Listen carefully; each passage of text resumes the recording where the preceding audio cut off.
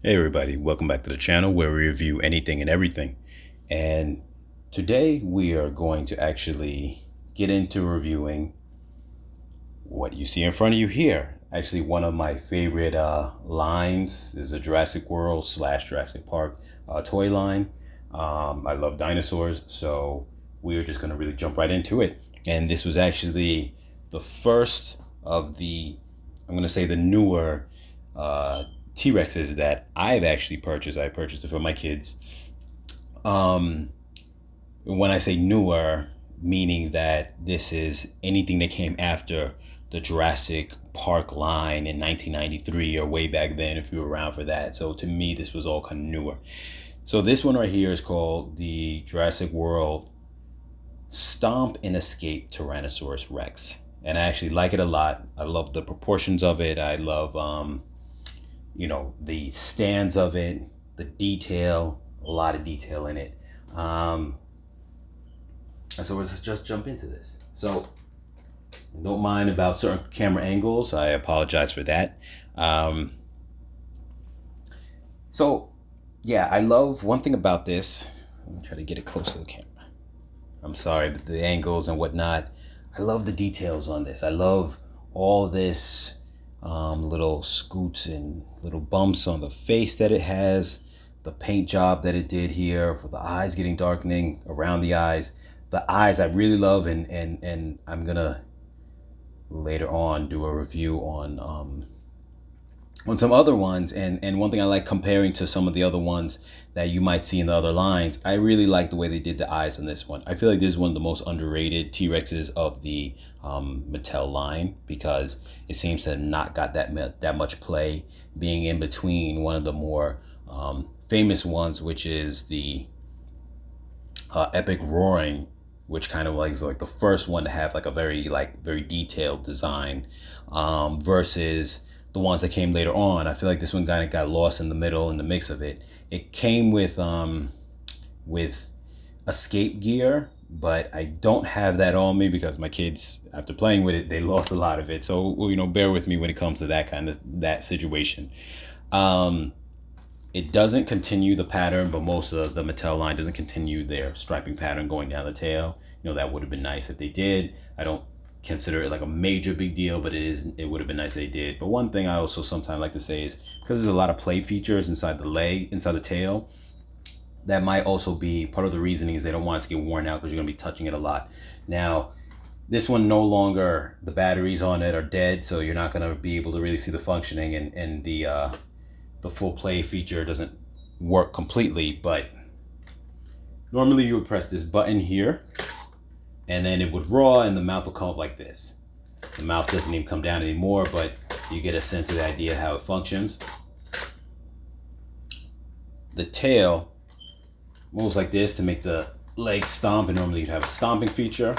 One thing I think is cool about this is, even when it's not using its action feature, just the fact that the joints have that kind of articulation is not permanent articulation, so you don't have to worry about getting loose like later on the line where it won't stand up, but that it has this kind of temporary articulation where it will about spring back to its normal position. It gives a sense of flexibility that you're able to kind of move it around, whether it's through its action feature, even if you didn't have batteries, or just even making the legs kind of stomp upwards and move them around, or make them bend down for a brief moment. But it definitely also, because there's a little bit of give into the legs, not a lot, but it gives that sense of, when he's standing on his own weight, that his body weight comes down onto his knees, and it gives him a really nice stance, a stance that I really like, because a lot of the other T-Rexes will have more of a stance where they're a little more high up on the end here. Let me back them up to kind of high up here, and then like low down here. And that's cool for a stance that T-Rexes have that, but this is one of the only ones in the Mattel line where it has almost an equal stance going from the front to the back. So it's just straight across, a very even way as far as the way he's standing. And I really like that. A lot of people, these are little details a lot of people probably may not pay attention to, but I'm a really big dinosaur fan, and T-Rex fan in particular, and I really like that. This one also has painted nails which almost no other one. I don't think no other one has the front nails painted. So that's a really big deal. Most always come with the toenails painted, but almost none have the fingers painted here. So that's really big, really nice. This one in particular has more of like a shiny kind of like almost like a clear coat going on top of it. So you may not notice it just looking at it, but compared to other ones like the Epic Roaring, which has more of a matte finish, this one, that's not the case with this one. So yes, that to me is definitely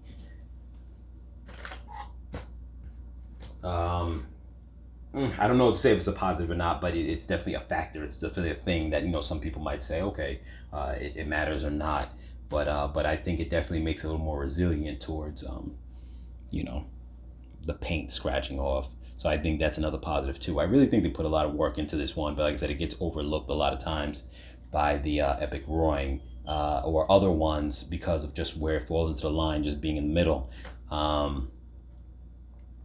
Is there anything else about this one? Oh yes, I almost forgot. So the Epic Roaring is the one that introduced the rubber separate teeth, and it's such a good thing because one, you don't have to worry about them really getting paint getting damaged off it because they have like a bone color already and they're flexible, so you don't have to worry about that. This one in particular has gotten damaged, but it's kind of cool because it almost is reminiscent of, you can see the crack there, it's almost reminiscent of if a T-Rex in the wild got into a scuffle and eventually damaged its teeth.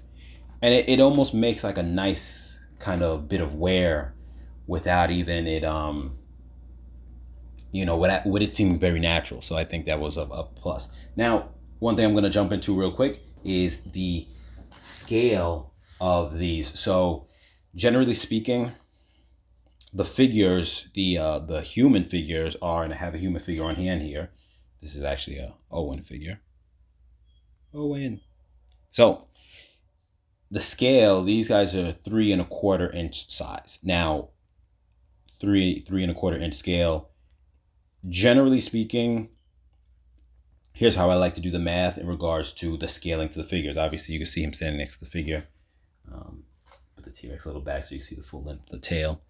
And then you can see Owen standing here next to him, and you get an idea of where he falls into the scale there, which I think the scaling on these figures look really nice.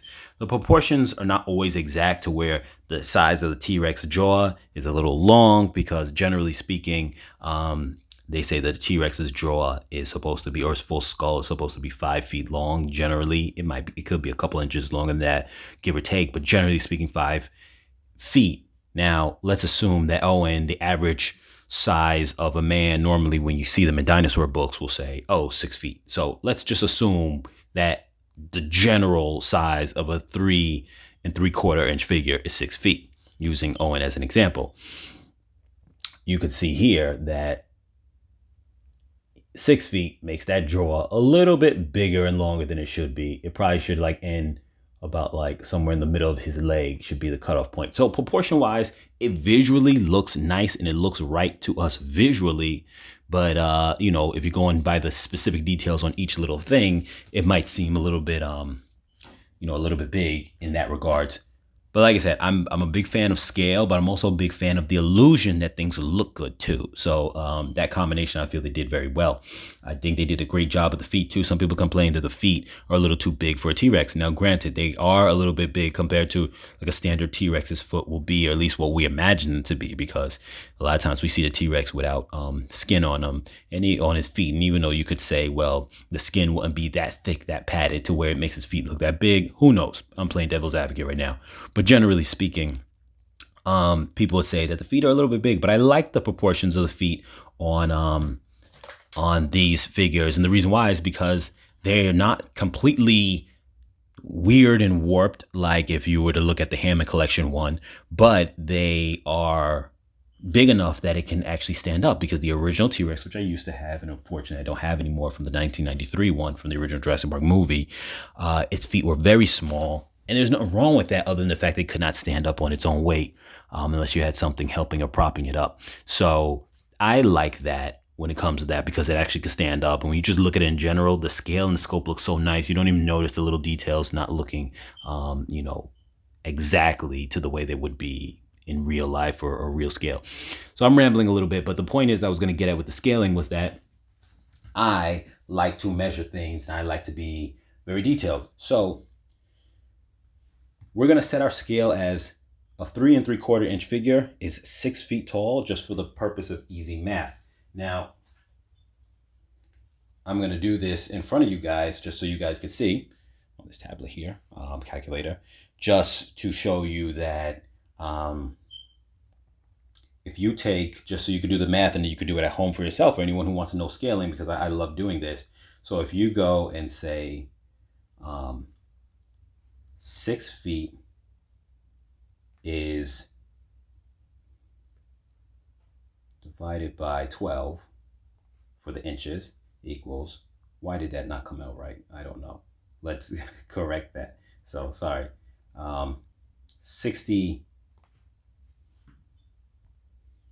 Yes, so 6 times 12, I'm having a brain fart right now, is 72. So we got 72 inches. So 72 inches.